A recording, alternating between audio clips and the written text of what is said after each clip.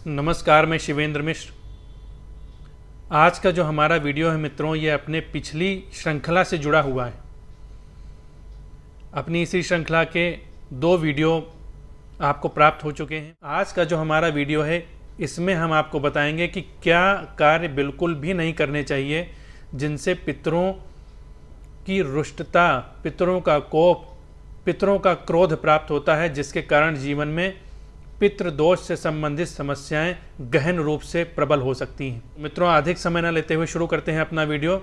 आइए देखते हैं क्या वो चीज़ें हैं जो हमें बिल्कुल भी नहीं करनी चाहिए। दातुन करना। अब इसमें आप लोग कहेंगे कि दातुन नहीं करेगा, यदि दांत नहीं साफ करेगा तो ये तो अपवित्रता रहेगा, तो पवित्र कैसे होगा? तो मित्रों देखो, यहाँ 2 चीज़ें हैं, दातुन करना और दंत धावन करना। ये दोनों अलग अलग कार्य होते हैं। दंत धावन के लिए आयुर्वेदिक तमाम तरह के मंजन आदि का प्रयोग होता है। अब आजकल टूथपेस्ट का भी प्रयोग हो रहा है, तो उस प्रकार से दांत साफ करने में कोई निषेध नहीं होता। लेकिन जब पेड़ से तोड़कर जो दातुन की जाती हैं किसी काष्ठ से, यानी किसी लकड़ी से, चाहे नीम का दातुन हो गया या बबूल का दातुन हो गया, तो इस प्रकार जब पेड़ से तोड़ के जो दातुन की जाती हैं वो बिल्कुल भी नहीं करनी चाहिए जब तक कि श्राद्ध कर्म चल रहा है या श्राद्ध की प्रक्रिया आप कर रहे हैं। इसके साथ में पान नहीं खाना चाहिए, पान का भक्षण नहीं करना चाहिए। अब पान में यहाँ सारी चीज़ें आ गई। जैसे पान था, पुराने समय में लोग पान खाते थे तो पान ही लिखा गया है, लेकिन अब पान की जगह भी और तमाम चीज़ें आ गई। जैसे सुपारी है, लोग खाते हैं, गुटखा खा लेते हैं, तम्बाकू खाते हैं। इन सब चीज़ों को छोड़ देना चाहिए। और साथ में दूसरे के अन्न का भक्षण भी नहीं करना चाहिए, यानी परान्न नहीं खाना चाहिए। दूसरे का अन्न नहीं खाना चाहिए जब तक कि श्राद्ध चल रहा है।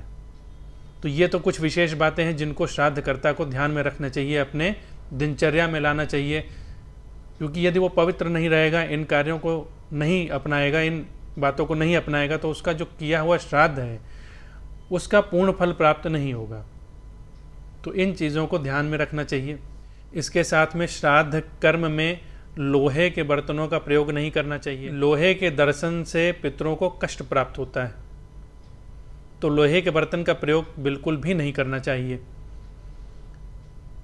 अब यहाँ पर एक प्रश्न ये आता है कि फिर यदि लोहे का बर्तन हम प्रयोग नहीं करेंगे, तो चलिए मान लीजिए कि हमने कढ़ाई हटा दी, लोहे की नहीं रखेंगे, प्रेशर कुकर हो गया वो हटा दिया, और जो बर्तन है चम्मच आदि वो भी हटा दी, लेकिन सब्जी कैसे काटेंगे? सब्जी काटने के लिए तो लोहे की चाकू का प्रयोग करना पड़ेगा। तो यहाँ इतनी छूट है कि सब्जी आदि काटने के लिए आप लोहे की चाकू का प्रयोग तो कर सकते हैं, लेकिन कार्य हो जाने के बाद उनको वस्त्र से ढककर रख देना चाहिए कि जब पितृ प्रवेश करें, जब पितरों का आवाहन किया जाए, तो उनको लोहे का दर्शन ना हो। शास्त्रों में ऐसा वचन है कि लोहे के दर्शन से पितृ वापस चले जाते हैं। तो आपने इतनी मेहनत से इतना कार्य किया, पूरे विधि विधान से श्राद्ध कर रहे हैं, लेकिन यदि आपने इसको ध्यान में नहीं रखा, पितरों का आवाहन तो कर लिया लेकिन लोहे का दर्शन हो गया, तो पितृ वापस चले जाएंगे। वो आपका कर्म है, वो जो श्राद्ध कर्म है वो अधूरा रह जाएगा। जीवन में पितृदोष का फल प्राप्त होने लगेगा। तो एक तो ये वस्तु हमें ध्यान में रखनी है कि लोहा बिल्कुल भी निषिद्ध है, लोहे का दर्शन पितरों को नहीं होना चाहिए। इसके साथ में अब एक कुत्ते पालने की परंपरा चल पड़ी है। लोग घर में गाय तो नहीं पालते हैं, लेकिन कुत्ते ज़रूर पालते हैं, और कुत्ता भी ऐसा पालते हैं कि वो कुत्ता बराबर साथ में लगा रहता है कि जहाँ आप बैठ रहे हैं, जहाँ आप लेट रहे हैं, जहाँ सो रहे हैं, वो निरंतर आपके संपर्क में है। तो आप निरंतर अपवित्र बने रहते हैं। तो ऐसी दशा में आप श्राद्ध करने के अधिकारी ही नहीं हैं, तो आप श्राद्ध करेंगे कैसे? और पितरों के आवाहन पर यदि कुत्ता वहाँ पे रहेगा तो उसके दर्शन से भी पितर वापस चले जाते हैं। तो जो भी लोग कुत्ता पालते हैं वो पहले तो ये परंपरा बंद ही कर दें। कुत्ता पालने वाली, कुत्ता पालना कोई शुभ कार्य नहीं है।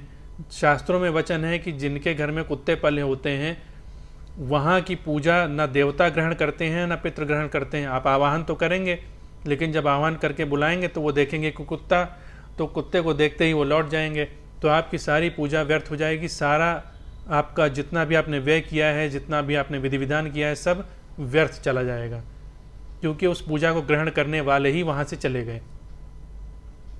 तो इस वस्तु को भी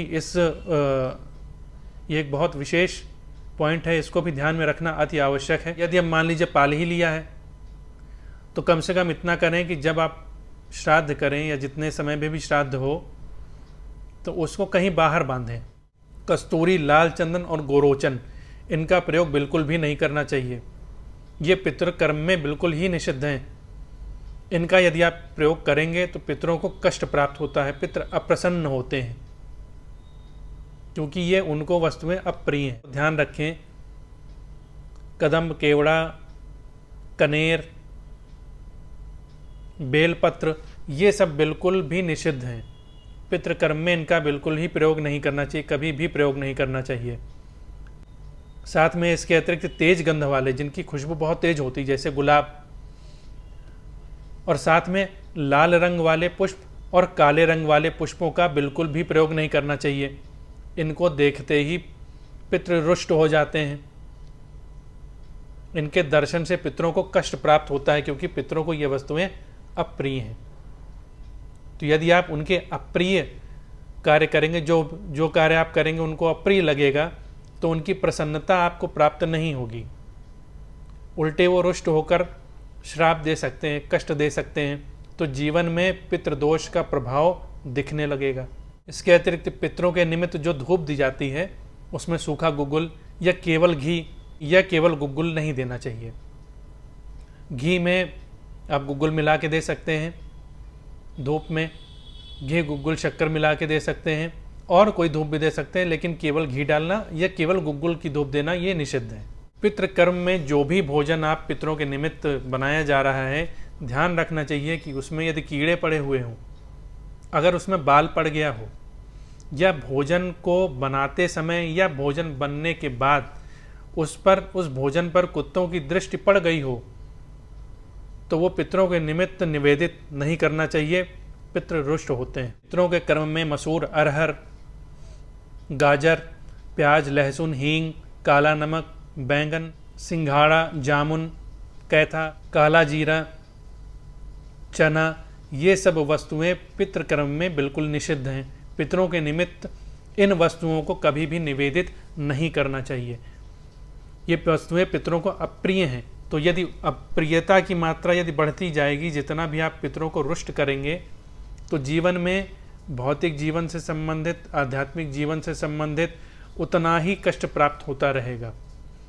धन संबंधित कष्ट, संतान संबंधित कष्ट, शरीर संबंधित कष्ट, समस्त कष्ट जीवन में उपस्थित हो जाएंगे। समस्त शुभता जो जीवन में थी वो सब समाप्त हो जाएगी। देखिए, शास्त्रों में वैसे भी वर्णन है कि विधि वाक्य से निषेध वाक्य प्रबल होता है। निषेधाश्च बलीयांसः, अर्थात शास्त्रों में वर्णन है कि विधि वाक्य से निषेध वाक्य प्रबल होता है।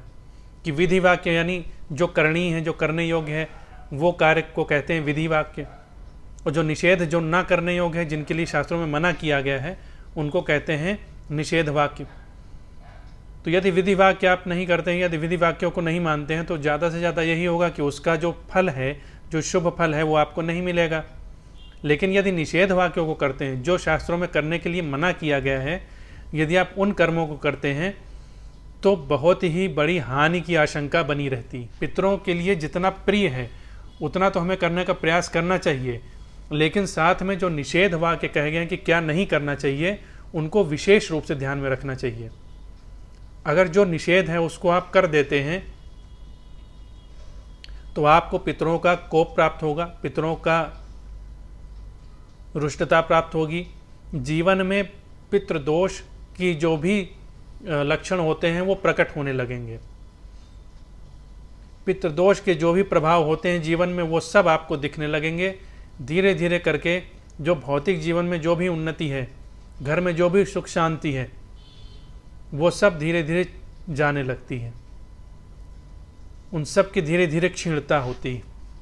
तो इसको हमें बिल्कुल ध्यान में रखना चाहिए मित्रों। बहुत आवश्यक वीडियो है। अगर ये हमारा वीडियो आपको पसंद आया तो प्लीज़ वीडियो को लाइक करें, कमेंट करें और शेयर करना ना भूलें, जिससे अधिक से अधिक लोगों को इस वीडियो का लाभ प्राप्त हो पाए। मिलते हैं फिर आपसे अपने एक नए वीडियो में एक नई जानकारी के साथ। तब तक के लिए जय श्री राम।